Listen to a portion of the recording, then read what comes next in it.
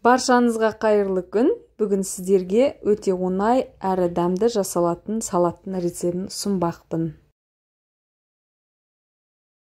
Ең алдымен қиярымызды дөңгелекше қылып турап, одан кейін ұзынша турап аламыз.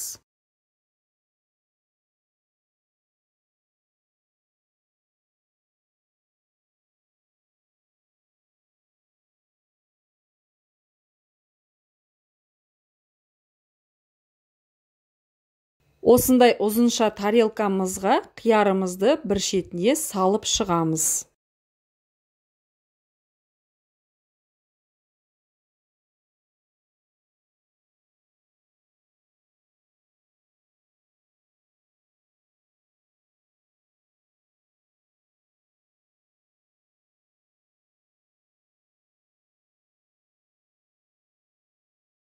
Енді қиярдың жанына мен консервідегі саңырауқұлақты ұзынша қылдырып, турап алдым.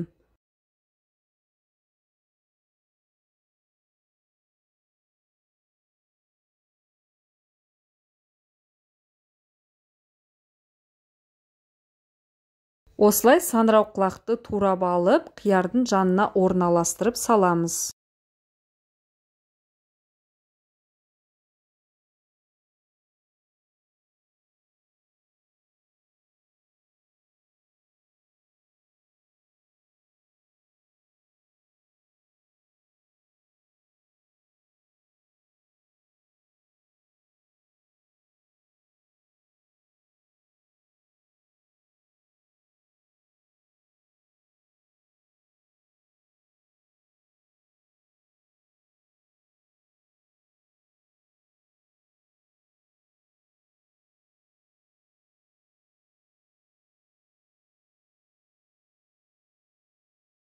Қызанақты дөңгелекше қылып турап алғаннан кейін ұзынша турап, саңырауқұлақтың жанына салып шығамыз.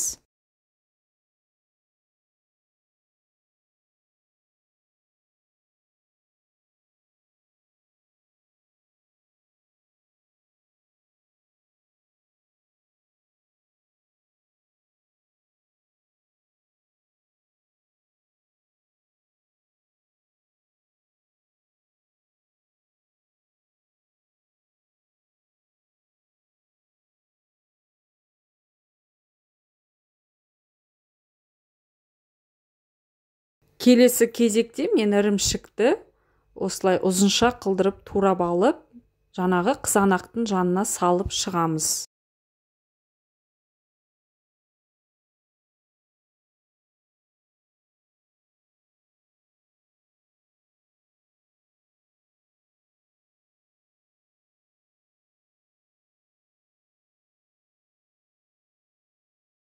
Барлығын әдемілеп салып болғаннан кейін майонездің шетін кесіп алдым да үстінен торша ретінде жасап шықтым. Осылай жасасаңыздар болады.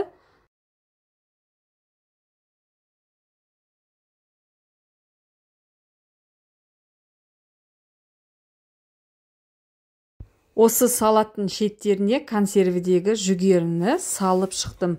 Негізі өздеріңіздің қалауларыңызша жасаңыздар болады. Өте дәмді әрі тойымды салат болып шығады. Кез келген мерекелік дастарханға арналған салаттардың бірі. Жасап көріңіздер. Егер сіздерге ұнап жатса, астына лайк басып, пікірлеріңізді қалдыруды ұмытпаңыздар.